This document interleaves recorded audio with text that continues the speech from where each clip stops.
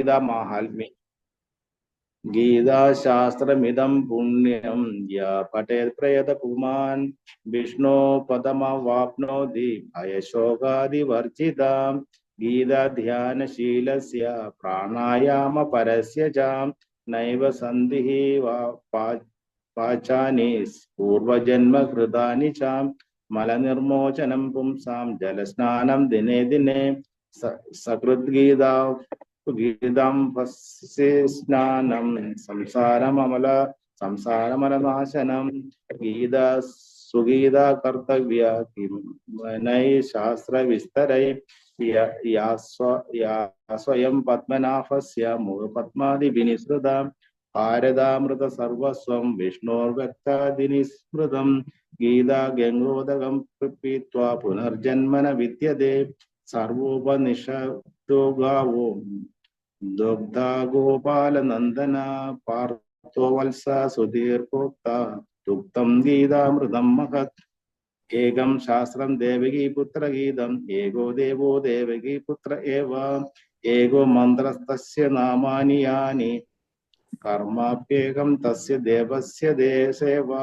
ഹരേ കൃഷ്ണ കൃഷ്ണ കൃഷ്ണ ഹരേ ഹരേ ഹരേ രാമ രാമ രാമ ഹരേ ഹരേ. ഓം നമോ ഭഗവതേ വാസുദേവായ. ഭഗവത്ഗീത യഥാരൂപം ഗീതാ വിഷയ സംഗ്രഹം അധ്യായം 2 ശ്ലോകം 42-43. യാമിമാം പുഷ്പിതാം വാചം പ്രവദന്ത്യ വിപച്ചിതഃ വേദവാദരതാ പാർത്ഥ നാസ്യദസ്തിതി വാദിനാഃ. യാമിനാം പുഷ്പിതാം വാചം പ്രവദന്ത്യ വിപച്ചിതഃ വേദവാദരതാ പാർത്ഥ നാസ്യദസ്തിതി വാദിനാം. യാമിനാം പുഷ്പിതാം വാചം പ്രവദന്ത്യ വിപച്ചിതഃ വേദവാദരതാ പാർത്ഥ നാസ്യദസ്തിതി വാദിനാം. ശ്ലോകം 43. കാമാത്മനാ സ്വർഗപര ജന്മകർമ്മ ഫലപ്രദാം ക്രിയാ വിശേഷ ബഹുലാം ഭോഗൈശ്വര്യഗതിം പ്രദീം. കാമാത്മനാ സ്വർഗപര ജന്മകർമ്മ ഫലപ്രദാം ക്രിയാ വിശേഷ ബഹുലാം ഭോഗൈശ്വര്യഗതിം പ്രദീം. കാമാത്മനാ സ്വർഗപര ജന്മകർമ്മ ഫലപ്രദാം ക്രിയാ വിശേഷ ബഹുലാം ഭോഗൈശ്വര്യഗതിം പ്രദീം. പാർത്ഥ, ഹേ പാർത്ഥ, അവിപച്ഛിത മൂഢന്മാരും വേദവാദരത വേദത്തെ അനുസരിക്കുന്നവരും അന്യത് ഇതല്ലാതെ വേറൊന്ന് ആസ്തി ഇല്ല എന്ന് വാദിക്കുന്നവരും കാമാത്മന ഇന്ദ്രിയ തൃപ്തിയിൽ സദാ തൽപരരും സ്വർഗപര സ്വർഗകാംക്ഷികളും ജന്മകർമ്മ ഫലപ്രദം നല്ല ജന്മം സത്കർമ്മം എന്നീ ഫലങ്ങൾ തരുന്നതുമായ ഭോഗൈശ്വര്യ ഗതിയും പ്രതി ഭോഗൈശ്വര്യ പ്രാപ്തിയെക്കുറിച്ച് ക്രിയാവിശേഷ ബഹുലാം ക്രിയാവിശേഷങ്ങൾ ധാരാളമുള്ളതായ യാം യാതൊരു ഇമാം ഈ പുഷ്പിതാം വാചം പുഷ്പിതമായ വാക്കിനെ പ്രവദന്തി പറയുന്നു. സ്വർഗലോക പ്രാപ്തി ധന്യമായ പുനർജന്മം പ്രഭാവം എന്നിവയ്ക്ക് വേണ്ടി വിവിധ കർമ്മങ്ങൾ ഫലാപേക്ഷയോടെ ചെയ്യാൻ നിർദ്ദേശിക്കുന്ന വേദസൂക്തങ്ങളാൽ അല്പബുദ്ധികൾ അത്യന്തം ആസക്തരാകുന്നു. ഇന്ദ്രിയ സുഖപൂർത്തിയെയും ഐശ്വര്യ ജീവിതത്തെയും ആഗ്രഹിക്കുന്ന അവർ അവയേക്കാൾ ഉത്കൃഷ്ടമായി ഒന്നുമില്ലെന്ന് വാദിക്കുന്നു. ഭാവാർത്ഥം. സാധാരണ മനുഷ്യർ സ്വതവേ വളരെ ബുദ്ധിമാന്മാരല്ല. അറിവില്ലായ്മ കാരണം വേദങ്ങളുടെ കർമ്മകാണ്ഡങ്ങളിൽ നിർദ്ദേശിക്കപ്പെടുന്ന ഫലേച്ഛപൂർവങ്ങളായ കർമ്മങ്ങളാൽ അവർ എത്രയും ആസക്തരാകുന്നു. ഭൗതിക ഐശ്വര്യ സമൃദ്ധിയും സ്ത്രീകളും മദ്യം വേണ്ടുവോളമുള്ള സ്വർഗത്തിലെ ഇന്ദ്രിയ നിറഞ്ഞ ജീവിതത്തെ കവിഞ്ഞ ഒന്നും അവർക്ക് ആഗ്രഹമില്ല. വേദോക്തങ്ങളായ യജ്ഞങ്ങളിൽ സ്വർഗലോകവാസം ഉദ്ദേശിച്ച് അനുഷ്ഠിക്കേണ്ടതായി പലതുമുണ്ട്. വിശേഷ ജ്യോതിഷമായ യജ്ഞങ്ങൾ വാസ്തവത്തിൽ സ്വച്ഛമായ ഏതൊരാളും ഇവ ചെയ്തിരിക്കണമെന്നത്രേ വിധി. അല്പബുദ്ധികൾ വൈദിക ജ്ഞാനത്തിന്റെ ഉദ്ദേശം തന്നെ ഈ സ്വർഗലോക പ്രാപ്തിയാണെന്ന് വിശ്വസിച്ചു പോരുന്നു. അനുഭവജ്ഞാനം കുറഞ്ഞ അക്കൂട്ടർക്ക് കൃഷ്ണാബോധത്തോടെ സുനിശ്ചിത കർമ്മത്തിൽ മനസ്സുറപ്പിക്കാൻ പ്രയാസം കൂടും. ഫലം എന്തെന്നറിയാതെ മൂഢന്മാർ വിഷവൃക്ഷത്തിന്റെ പൂക്കളാൽ ആകൃഷ്ടരാകുന്നത് പോലെ അജ്ഞാനികളായ മനുഷ്യർ സ്വർഗീയമായ ഐശ്വര്യത്താലും അവിടെയുള്ള സുഖഭോഗങ്ങളാലും ആകർഷിക്കപ്പെടുന്നു. ചതുർമാസ്യ വ്രതം അനുഷ്ഠിക്കുന്നവർ സോമപാനം ചെയ്ത് അനശ്വരതയും സന്തുഷ്ടിയും നേടാൻ അർഹരാകുമെന്ന് വേദങ്ങളിലെ കർമ്മകാണ്ഡ വിഭാഗത്തിൽ പറയുന്നു. അപാന സോമം അമൃത അപൂപ്മ എന്നും അക്ഷരീയം ചാതുർമാസ്യം, യജ്ഞ, സുഹൃതം, ഭവതി എന്നും ചിലർക്ക് ഭൂമിയിൽ വെച്ച് തന്നെ ഇന്ദ്രിയ സുഖാസ്വാദനത്തിന് വേണ്ടുന്ന കാര്യത്തെ ആർജിക്കാൻ വേണ്ടി സോമരസം കിട്ടിയാൽ കൊള്ളാമെന്നുണ്ട്. ഭൗതിക ബന്ധങ്ങളിൽ നിന്നുള്ള മുക്തിയിൽ അവർക്ക് വിശ്വാസമില്ല. ആർഭാടമേറിയ വൈദ്യയജ്ഞ ചടങ്ങുകൾ തന്നെ താല്പര്യമുണ്ടാനും പ്രായണ ഭോഗേച്ഛുക്കളായ അവർക്ക് സ്വർഗീയ ജീവിത സുഖങ്ങളിൽ മാത്രമാണ് താല്പര്യം. അവിടെ, അതായത് സ്വർഗത്തിൽ നന്ദനവനം എന്നൊരു തോട്ടമുണ്ടെന്നും അതിൽ സുന്ദരികളായ ദേവാംഗനകളുമായി സഹവാസിക്കാനും ഇഷ്ടപോലെ സോമരസം ആസ്വദിക്കാനും സാധിക്കുമെന്നും പറയപ്പെടുന്നു. തീർച്ചയായും ഇന്ദ്രിയ ബദ്ധമാണ് അത്തരം ശാരീരിക ആനന്ദം. കേവലം ഭൗതികവും നശ്വരവുമായ സുഖത്തിൽ മുഴുകി ഐഹിക പ്രപഞ്ചത്തിന് ഉടമകളുമായി നാൾ കഴിയുന്നവരാണ് അവിടെ ഉള്ളത്. ഹരേ കൃഷ്ണ. കാര്യങ്ങൾ നമ്മൾ ഭഗവാനോട് ഓരോ ലിസ്റ്റ് പറയുമ്പോഴും ഭഗവാനെ ഞാൻ ഇതൊരു നേർച്ചയായിട്ട് ചെയ്യാം അല്ലെ, അങ്ങനെ പറഞ്ഞിട്ട് എന്തെങ്കിലുമൊക്കെ ഭഗവാന് തുലാഭാരം ചെയ്യാം, അങ്ങനെ ഓരോരോ കാര്യങ്ങളൊക്കെ പറഞ്ഞിട്ട് എനിക്ക് ഇന്നത് സാധിച്ചു തരണം എന്ന് പറയാറുണ്ട് അല്ലെ. അപ്പൊ അതുപോലുള്ള കാര്യങ്ങളാണ് പറയുന്നത്. വേദങ്ങളിൽ 3 ഭാഗം പറയുന്നുണ്ട്. 3 ഭാഗം എന്ന് പറയുമ്പോൾ ഒന്ന് കർമ്മകാണ്ഡ, രണ്ടാമത് ജ്ഞാനകാണ്ഡ, മൂന്നാമത് ഉപാസനാകാണ്ഡ. അപ്പൊ ഡിഫറെന്റ് ലെയറായിട്ട് ഓരോരോ ലെയറായിട്ട് നമ്മൾ ഒരു ഏണി വെച്ചാൽ ഓരോ സ്റ്റെപ്പ് ബൈ സ്റ്റെപ്പ് കയറി മുകളിലേക്ക് എത്തുന്നത് പോലെയാണ് കർമ്മകാണ്ഡ. ഫസ്റ്റ് ആദ്യം വരുന്ന സ്റ്റെപ്പ്, രണ്ടാമത് ജ്ഞാനകാണ്ഡ വരുന്നു, മൂന്നാമത് ഉപാസനകാണ്ഡ വരുന്നു. അപ്പൊ കർമ്മകാണ്ഡ എന്ന് പറഞ്ഞാൽ എന്താണ്? അതില് നമ്മൾ കർമ്മങ്ങൾ ചെയ്യുന്നു.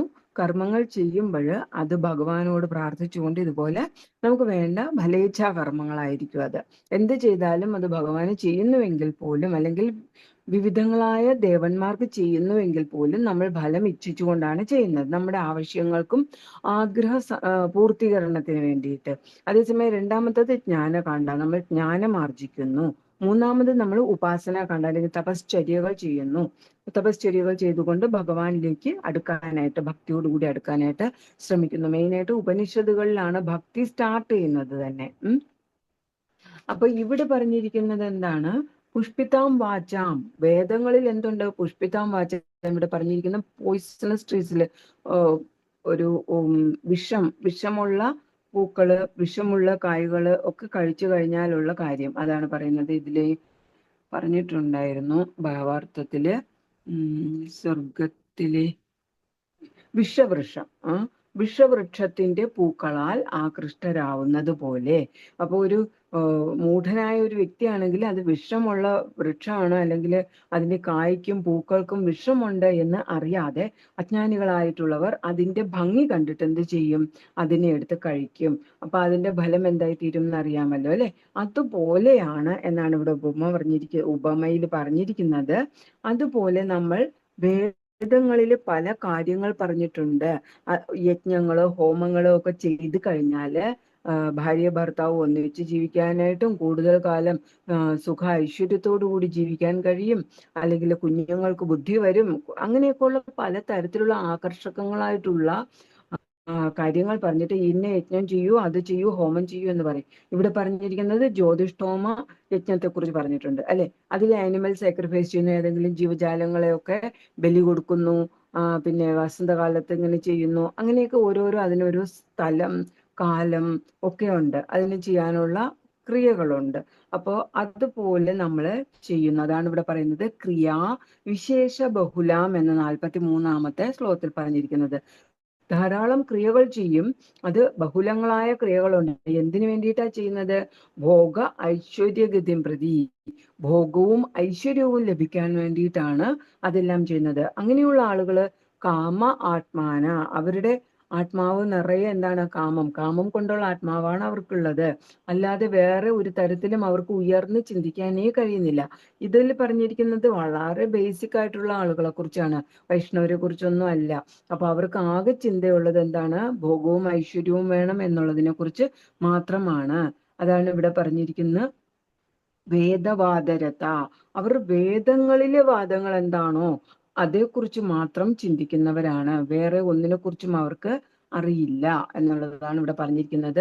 അവർക്ക് സ്വർഗമാണ് ഏറ്റവും ഉയർന്നത്, ആ സ്വർഗം ലഭിക്കുക എന്നുള്ളതാണ് അവരുടെ ഇച്ഛ എന്ന് പറയുന്നത്. അപ്പോ അങ്ങനെയുള്ളത് ശരിക്കും പറഞ്ഞാല് ഒരു BMW കാർ ഉണ്ട് എന്ന് വിചാരിക്കും ഒരാളുടെ വീട്ടില്. അപ്പോ അയാൾ ആ BMW കാറ് കൊണ്ടുപോയിട്ട് അയാൾക്കൊരു വയലുണ്ട്. ആ വയലിൽ ഉഴാനായിട്ട് ഉപയോഗിക്കുകയാണെങ്കിൽ കാളകളെയോ പോത്തിനെയോ പൂട്ടിയിട്ട് അല്ലെങ്കിൽ ട്രാക്ടർ ഉപയോഗിച്ച് നിലം ഉഴുന്നതിന് പകരം അയാൾ BMW കാറ് കൊണ്ടുപോയിട്ട് ഉഴുതാൽ ആളുകൾ എന്ത് പറയും? ഇത്രയും വില കൊടുത്ത ഒരു കാറ് വാങ്ങി വേണോ ഇവിടെ ചെയ്യാനെന്ന് വിചാരിക്കും അല്ലേ? അതുപോലാണ് മനുഷ്യജന്മം എന്ന് പറയുന്നത്. മനുഷ്യജന്മം കിട്ടിയിരിക്കുന്നത് ഭഗവത് പ്രാപ്തിക്ക് വേണ്ടിയിട്ടാണ്. നമ്മൾ ഗോലോക വൃന്ദാവനത്തിലേക്ക് തപശ്ചര്യകൾ ഉപാസനകണ്ഠയെല്ലാം അനുഷ്ഠിച്ചുകൊണ്ട് വിവിധങ്ങളായ തപശ്ചര്യകൾ അനുഷ്ഠിച്ചുകൊണ്ട് നമ്മൾ ആ ലോകത്തേക്ക് ഭഗവത് ധാമത്തിലേക്ക് തിരിച്ചു പോവുക എന്നതുള്ളതാണ് നമ്മുടെ ലക്ഷ്യം അല്ലെ? BMW എന്റെ ലക്ഷ്യം എന്താണ്? BMWന്റെ ഉപയോഗം എന്താണ്? പക്ഷെ അത് ചെയ്യുന്ന എന്തിനു വേണ്ടിയിട്ടാണ് എന്നതുപോലെ ഈ മനുഷ്യ ശരീരം ഉപയോഗിച്ച് നമ്മൾ ഏറ്റവും ലോവർ കാറ്റഗറിയിൽപ്പെട്ട കർമ്മങ്ങൾ ചെയ്യുകയും വളരെ തികച്ചും നശ്വരങ്ങളായിട്ടുള്ള ടെമ്പററി ആയിട്ടുള്ള അല്ലെ ക്ഷണഭംഗുരമായിട്ടുള്ള കാര്യങ്ങൾ ചെയ്യുകയും ചെയ്യുന്നു. അതുകൊണ്ടാണ് വയല് ഉഴാനായിട്ട് ഉപയോഗിക്കുന്നു, നിലം ഉഴാനായിട്ട് ഉപയോഗിക്കുന്നു BMW കാറിന്റെ എന്ന് പറയുന്ന പോലെ ശരീരം ഉപയോഗിക്കുന്നത്. അപ്പൊ നമ്മൾ നമ്മുടെ മനുഷ്യ ശരീരം ഉപയോഗിച്ച് ഏറ്റവും ഉയർന്ന കാര്യങ്ങളാണ് ചെയ്യേണ്ടത്. ഭഗവത് പ്രാപ്തിക്ക് വേണ്ടുന്ന അതിന് അനുയോജ്യമായിട്ടുള്ള കാര്യങ്ങളാണ് ചെയ്യേണ്ടത്. അപ്പൊ നമുക്ക് എത്രയായാലും നമ്മൾ 8ാമത്തെ അധ്യായത്തിൽ പഠിച്ചു ആ ബ്രഹ്മഭുവനാലോക പുനരാവർത്തിനോ അർജുന അല്ലെ? എങ്ങനെയൊക്കെ ആയാലും നമ്മൾ ബ്രഹ്മലോകം വരെ എത്തിയാലും എന്താണ് സംഭവിക്കുക? പുനരാവർത്തിനോ അർജുന, വീണ്ടും നമ്മൾ ജനിക്കും അല്ലെ? അപ്പൊ എത്രയൊക്കെ സ്വർഗലോക പ്രാപ്തി കിട്ടിയാലും സോമരസമൊക്കെ നുകർന്ന് അവിടെ എത്തിയാലും നമ്മൾ വീണ്ടും അത് കഴിയുമ്പോൾ തിരിച്ചു വരേണ്ടി വരുമെന്ന് നമുക്ക് 9ാമത്തെ അധ്യായത്തിൽ ഭഗവത്ഗീതയിൽ 21ാമത്തെ ശ്ലോകത്തിൽ പറഞ്ഞു തരുന്നുണ്ട്. തേദം ഭുക്ത്വ സ്വർഗലോകം വിശാലം ക്ഷീണേ പുണ്യേ മർത്യലോകം വിശന്തി. ക്ഷീണേ പുണ്യേ, പുണ്യം ക്ഷയിക്കുമ്പോൾ നമ്മൾ എന്ത് ചെയ്യേണ്ടി വരും? മർത്യലോകത്തേക്ക് വീണ്ടും വരേണ്ടി വരും. അപ്പൊ എത്രയൊക്കെ സ്വർഗലോകം കാക്ഷിച്ച് എന്തൊക്കെ ചെയ്താലും കർമ്മകാണ്ഡ ചെയ്താലും നമ്മൾ എന്ത് ചെയ്യണം? ഈ ലോകത്ത് ഇവിടെ ജീവിച്ച് ഇങ്ങനെ മരിച്ച് വീണ്ടും സ്വർഗലോകം പോയി വീണ്ടും തിരിച്ചു വരും. അപ്പോ അങ്ങനെ ജീവിക്കണോ അതോ ഇവിടേക്ക് തിരിച്ചു വരാതെ ആത്യന്തികമായി തന്നെ ഭഗവത് ധാമത്തിലേക്ക് പോകണമോ? അപ്പൊ ഇത് വരുന്നു, വീണ്ടും കഷ്ടപ്പെടുന്നു, വീണ്ടും പോകുന്നു, വീണ്ടും വരുന്നു, അങ്ങനെ കിടന്ന് റിപ്പീറ്റഡ് ആയിട്ട് ബർത്ത് ആൻഡ് ഡെത്ത് സൈക്കിളിൽ പോകാണ്ട് ഇതിനെ എല്ലാറ്റിനെയും ഖണ്ഡിച്ചുകൊണ്ട് ഇതിനെ ഭേദിക്കുക, ഈ സൈക്കിൾ ഭേദിക്കുക. ജന്മ മൃത്യു ജരാവ്യാധി അത് വരാതെ നേരെ തപശ്ചര്യകൾ ചെയ്ത് ഈ മനുഷ്യജന്മത്തിന്റെ ആ ഒരു പുണ്യം എന്താണ് നമുക്ക് കിട്ടിയിരിക്കുന്നത്? എത്രയും ഒരു മനുഷ്യജന്മം ലഭിച്ചല്ലോ, ഇതിനെ ഉപയോഗിച്ച് യഥാർത്ഥത്തിൽ അതിന്റെ ഉപയോഗം എന്താണെന്ന് മനസ്സിലാക്കി അതിനെ ഉപയുക്തപ്പെടുത്തുക. ഈ ജന്മം തന്നെ തിരിച്ച് നമ്മുടെ ഭഗവത്ധാമത്തിലേക്ക് തിരിച്ചു പോകാനായിട്ട് ശ്രമിക്കുക. ഈ കിടന്ന് കഷ്ടപ്പെടേണ്ട കാര്യമില്ല അല്ലെ? അതാണ് ഇവിടെ ബുദ്ധിയോഗത്തില് പറഞ്ഞിരിക്കുന്നത്. അപ്പൊ ഇങ്ങനെയുള്ള ആളുകള് ലെസ് ഇന്റലിജന്റ് ആണ് എന്നാണ് ഇവിടെ പറയുന്നത്. ലെസ് ഇന്റലിജന്റ് എന്ന് പറയുമ്പോൾ നമ്മൾ കഴിഞ്ഞ ശ്ലോകത്തിലും പറഞ്ഞിരുന്നു അല്ലെ? അവ്യവസായിനാം ബുദ്ധയോ അവ്യവസായിനാം പറഞ്ഞിരുന്നു. അതുകൊണ്ട് ഇവിടെ അവിഭശ്ചിത എന്ന് പറയുന്നുണ്ട് അല്ലെ? അവിഭശ്ചിത എന്ന് പറഞ്ഞാല് എല്ലാം അവിഭശ്ചിത. അപ്പോ അങ്ങനെയുള്ളവര് ഇതിലാണോ കഴിഞ്ഞതിലാണോ പറഞ്ഞത്? അവിഭശ്ചിത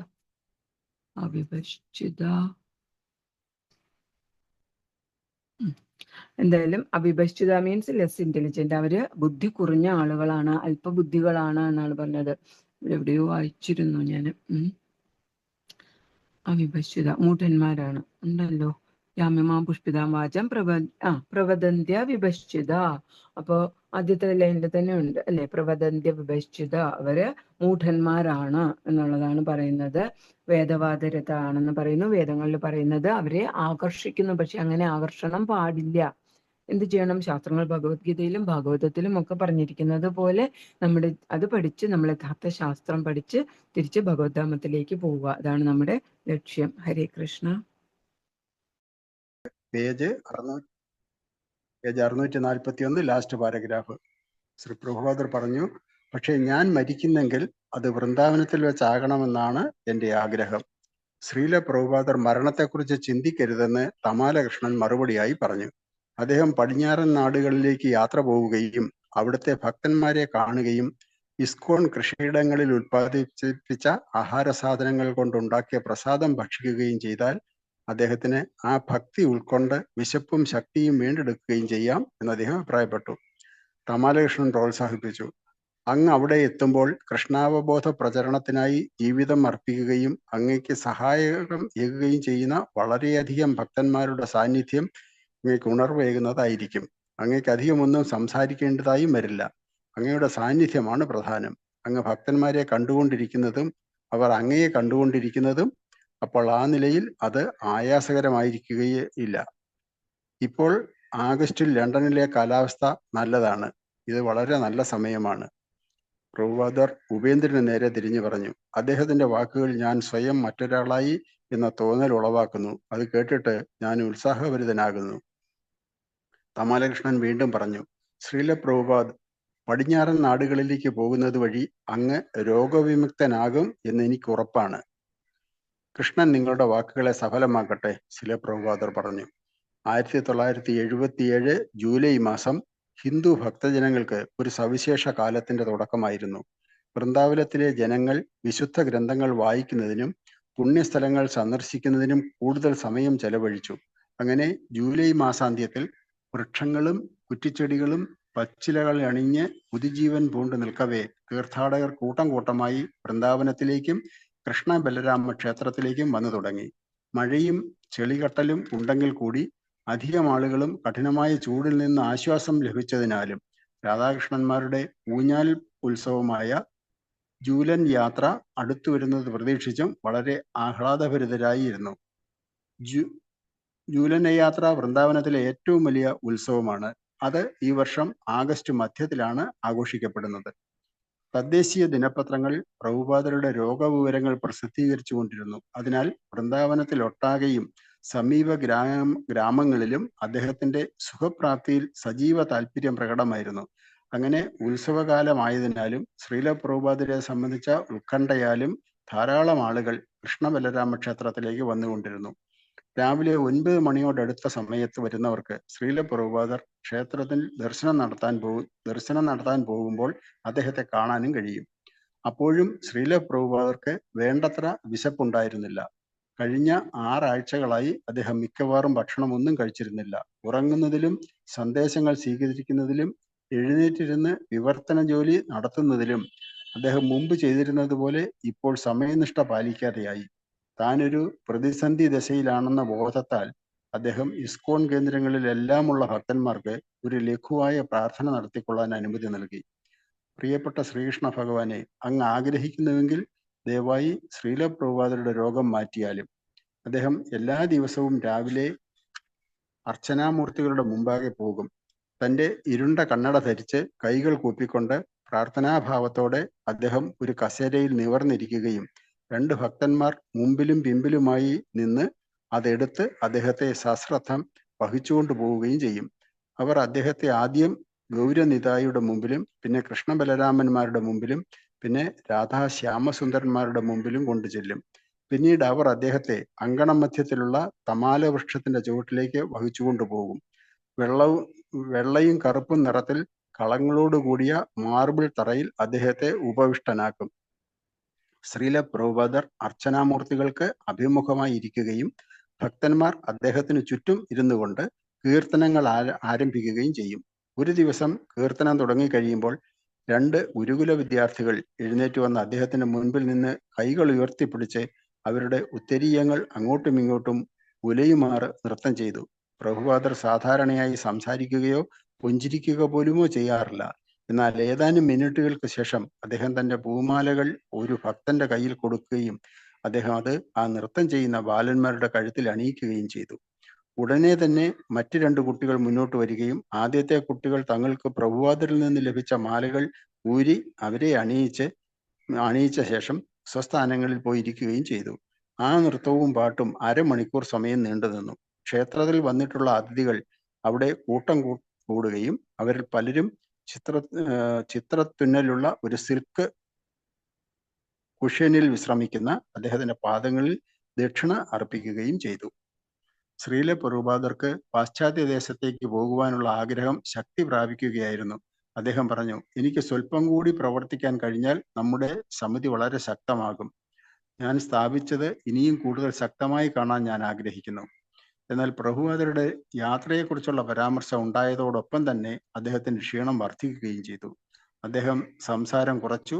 കമാലകൃഷ്ണൻ അദ്ദേഹത്തെ വിവർത്തന ജോലി ചെയ്യാൻ പ്രോത്സാഹിപ്പിച്ചപ്പോൾ അദ്ദേഹം പറഞ്ഞു, ഞാനൊരു വിഷമം പിടിച്ച ഘട്ടത്തിലൂടെ കടന്നു പോകുകയാണ്. എനിക്ക് വളരെ അസ്വാസ്ഥ്യം തോന്നുന്നുണ്ട്. ഇന്ന് ഇത് ഒരു യാന്ത്രികമായ പണിയല്ല.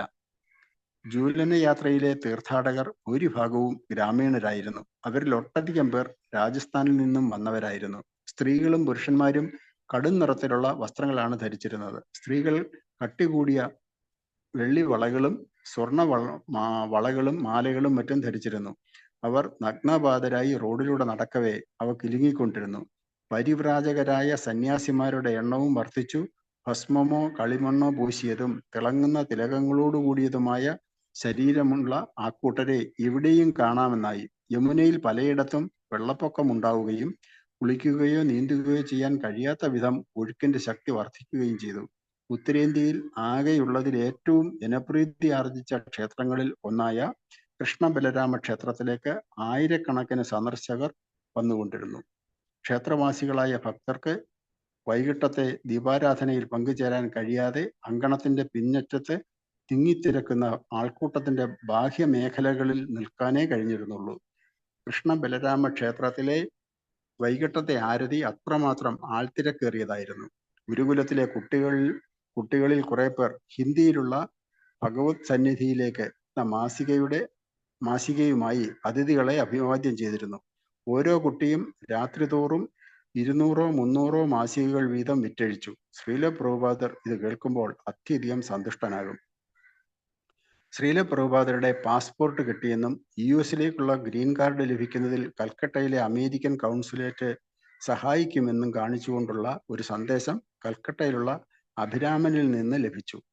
കമാലകൃഷ്ണൻ മുകളിലത്തെ നിലയിലേക്ക് ഓടിക്കയറി ചെന്ന് ശ്രീല പ്രഭുപാദരോട് പറഞ്ഞു, വളരെ നല്ലൊരു വാർത്തയുണ്ട്. ശ്രീല പ്രഭുപാദർ തന്റെ ശയ്യയിൽ കിടക്കുകയായിരുന്നു. എന്നാൽ ആ വാർത്ത കേട്ടപ്പോൾ അദ്ദേഹം മെല്ലെ കൈയടിക്കാൻ തുടങ്ങുകയും ഇപ്രകാരം പറയുകയും ചെയ്തു, നല്ല വാർത്തകൾ നൽകി എന്നെ ജീവനോടെ നിലനിർത്തുക. അദ്ദേഹം മുൻകൂട്ടി തന്നെ ലണ്ടനെ കുറിച്ചുള്ള ചിന്തകളിൽ മുഴുകാൻ തുടങ്ങി. അദ്ദേഹം പറഞ്ഞു, അവിടുത്തെ രാധാകൃഷ്ണ മൂർത്തികൾ വളരെ സുന്ദരങ്ങളാണ്. ശ്രീരാധ ലണ്ടനീശ്വരൻ ഒരു നിഷ്കളങ്കനായ ബാലകനായാണ് അവിടം ദർശനമരുളുന്നത്. ശ്രീല പ്രഭുപാദർ ഭക്തിവേദാന്ത സൗധത്തെക്കുറിച്ച് ഓർത്തു. അദ്ദേഹം പറഞ്ഞു, എന്റെ മുറിയുടെ മുമ്പിലുള്ള സ്ഥലം മനോഹരമാണ്. നല്ല കാലം വരുന്നുണ്ടെന്ന് എനിക്ക് തോന്നുന്നു. പ്രഭുപാദർ ലണ്ടനിൽ എത്തിയപ്പോൾ അദ്ദേഹത്തിന്റെ ശിഷ്യന്മാർക്ക് ഞെട്ടലുണ്ടായി. അദ്ദേഹം ഇത്രയധികം ചടച്ചിരിക്കുമെന്നോ ഇത്തരം ഒരു അവസ്ഥയിൽ ആർക്കെങ്കിലും യാത്ര ചെയ്യാൻ സാധിക്കുമെന്നോ അവർക്ക് സങ്കല്പിക്കാൻ പോലും കഴിയുമായിരുന്നില്ല. അദ്ദേഹത്തെ സ്വീകരിക്കാൻ വിമാനത്താവളത്തിലെത്തിയിരുന്ന ഭക്തർക്ക് അത് ഹൃദയഭേദകമായ ഒരു കാഴ്ചയായിരുന്നു. പ്രഭുപാദരുടെ വൃന്ദാവനത്തിലെ സ്ഥിതിയെ സംബന്ധിച്ച വിവരങ്ങൾ കേട്ടിരുന്നവർക്ക് പോലും ഇത്തരമൊരു മാറ്റത്തെ അഭിമുഖീകരിക്കാൻ വൈകാരികമായി സജ്ജരായിരുന്നില്ല. പ്രഭുപാദർ എപ്പോഴത്തെയും പോലെ അഥവാ എപ്പോഴത്തെയും കാൾ ഭൗതികാതീതനായിരുന്നു എങ്കിലും അദ്ദേഹത്തെ അത്രമാത്രം വ്യത്യസ്തനായി കണ്ടപ്പോൾ അവർ ആദ്യം ഞെട്ടിപ്പോയി. ഇപ്പോൾ അദ്ദേഹം മനുഷ്യവർഗത്തിന്റെ അഭ്യുന്നതിക്ക് വേണ്ടി ദീർഘകാലം തപസ്സനുഷ്ഠിച്ചവനും ദേഹത്തിനുള്ളിൽ വസിക്കവേ തന്നെ ദേഹാതീതനായി തീർന്നവനുമായ ഒരു പ്രഭാവമേറിയ മഹർഷിയെപ്പോലെ കാണപ്പെട്ടു. ശ്രീല പ്രഭുപാദരുടെ ലണ്ടൻ സന്ദർശനം ഭക്തന്മാർക്ക് അദ്ദേഹത്തിന്റെ രോഗവിമുക്തിയെക്കുറിച്ച് വലിയ പ്രത്യാശയേകി. ശ്രീല പ്രഭുപാദർ ജന്മാഷ്ടമി കഴിഞ്ഞ് അധികം താമസിയാതെ അമേരിക്കയിലേക്ക് യാത്ര ചെയ്യുന്നതിനെ പറ്റി ജിജ്ഞാസാപൂർവം ചിന്തിച്ചുകൊണ്ടിരുന്നു. ജന്മാഷ്ടമി ദിനം സെപ്റ്റംബർ 6-ാം തീയതി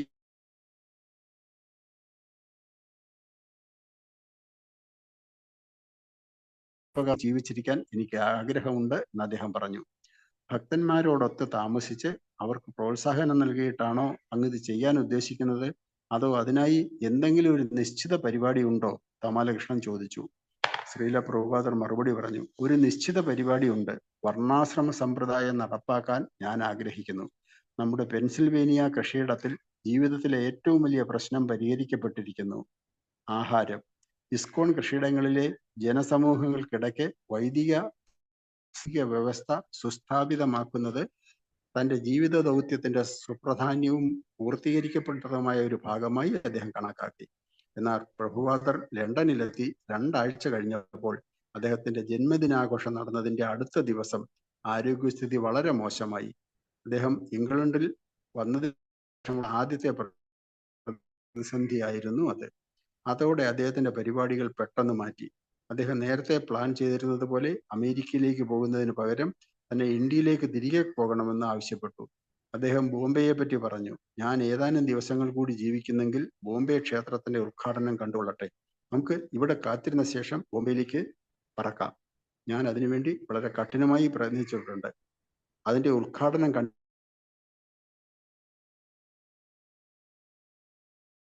മരിച്ചാൽ അതൊരു ശാന്തിപൂർണമായ മരണമായിരിക്കും.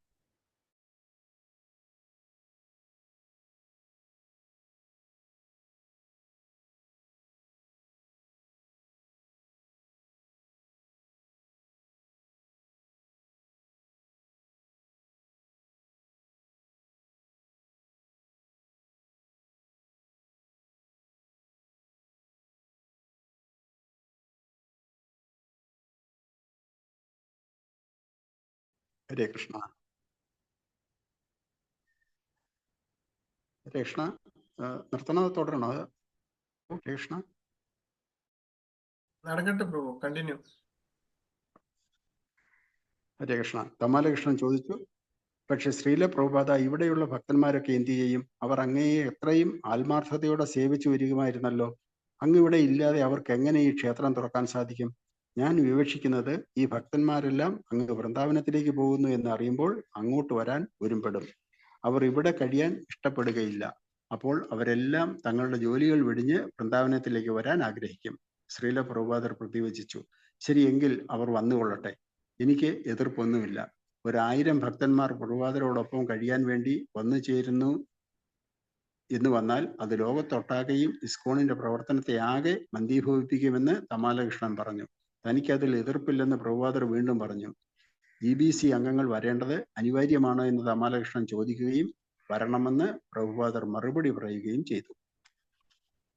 പ്രഭുപാദരുടെ ആരോഗ്യസ്ഥിതി അദ്ദേഹം അവിടം വിട്ട് താമസിച്ച 1 മാസക്കാലത്തിനുള്ളിൽ അത്രയേറെ മോശമായതിനാൽ കൃഷ്ണ ബലരാമ മന്ദിരത്തിലുണ്ടായിരുന്ന ഭക്തന്മാർ അസ്വസ്ഥരായി.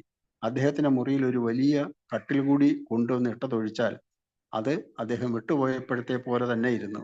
അദ്ദേഹം കയറി കിടക്കുകയും അവർ കർട്ടനുകൾ വലിച്ചിട്ട ശേഷം മുറിയിലെ വെളിച്ചം കുറയ്ക്കുകയും ചെയ്തു.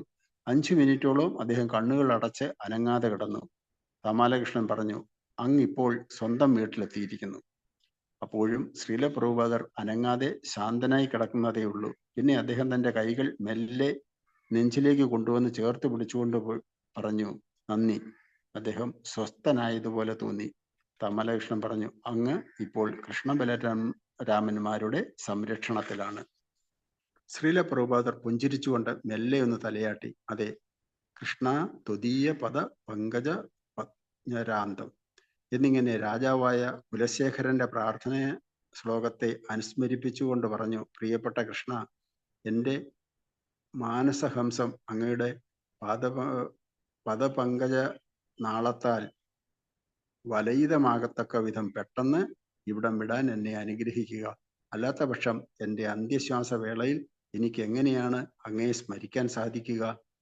ശ്രീല പ്രഭുപാദർ ഒരു ആപത്കരമായ അവസ്ഥയിൽ ആയിരുന്നെങ്കിലും അദ്ദേഹം ഒരു വിധത്തിലല്ലെങ്കിൽ മറ്റൊരു വിധത്തിൽ പൂർണ്ണമായും കൃഷ്ണസ്മരണയിൽ ഉറച്ച മനസ്സോടെ നിലകൊണ്ടു. കൃഷ്ണന്റെ നാമത്തിലോ രൂപത്തിലോ ലീലകളിലോ അദ്ദേഹത്തിനായുള്ള ഭക്തിയുത സേവനത്തിലോ ഏതിലെങ്കിലും 9:30 മണിക്ക് കൃഷ്ണ ബലരാമന്മാരെ ദർശിക്കാൻ പോകുന്ന കാര്യം പ്രഭുപാദർ നിർദ്ദേശിച്ചു. എന്നാൽ ഇന്ന് വിശ്രമം എടുക്കണമെന്നും നാളെ മുതൽ ആ പരിപാടി ആരംഭിക്കാമെന്നും അദ്ദേഹത്തിന്റെ പരിചാരകർ അഭിപ്രായപ്പെട്ടു. നിങ്ങൾ എന്താഗ്രഹിക്കുന്നുവോ അത് ഞാൻ ചെയ്യാം, പ്രഭുപാദർ പറഞ്ഞു. കവിരാജൻ, അതായത് വൈദ്യൻ, വരണമെന്ന് അദ്ദേഹത്തിന് താല്പര്യമുണ്ടോ എന്ന് തമാലകൃഷ്ണൻ ചോദിച്ചു. പ്രഭുപാദ, അങ്ങ് പറഞ്ഞതുപോലെ നല്ലതിനായാലും ചീത്തയ്ക്കായാലും ഒരു പതി കൂടിയേ തീരൂ. ശ്രീ പ്രഭുപാദർ തലകുലുക്കി. അദ്ദേഹം പറഞ്ഞു, ഇനി എല്ലാം നോക്കി നടത്തിക്കൊള്ളുക. കൃഷ്ണ ബലരാമന്മാരെ കുറിച്ച് സ്മരിക്കുവാൻ എന്നെ അനുവദിക്കുക. ശ്രീല പ്രഭുപാദർ ആവശ്യപ്പെട്ടതനുസരിച്ച് GBC അംഗങ്ങൾ 23 പേരും വൃന്ദാവനത്തിൽ വന്നു ചേർന്നു. അവർ ദുഃഖഭാരമാർന്ന ഹൃദയത്തോടെയാണ് വന്നത്. എന്നാലും ശ്രീല പ്രഭുപാദരുടെ മുമ്പാകെ വന്നപ്പോൾ അവർ സന്തോഷത്തോടെ അദ്ദേഹത്തിന് വേണ്ടി നടത്തുന്ന ധർമ്മപ്രചാരണ പ്രവർത്തനത്തിന്റെ പുരോഗതി സംബന്ധിച്ച വിവരങ്ങൾ നൽകി. ആ വിവരങ്ങൾ കേട്ട് ശ്രീല പ്രഭുപാദർ സന്തുഷ്ടനായി. തന്റെ മോശമായ അവസ്ഥയെ കൂട്ടാക്കാതെ അദ്ദേഹം എല്ലായ്പ്പോഴും എന്ന പോലെ അവരെ പ്രോത്സാഹിപ്പിച്ചു.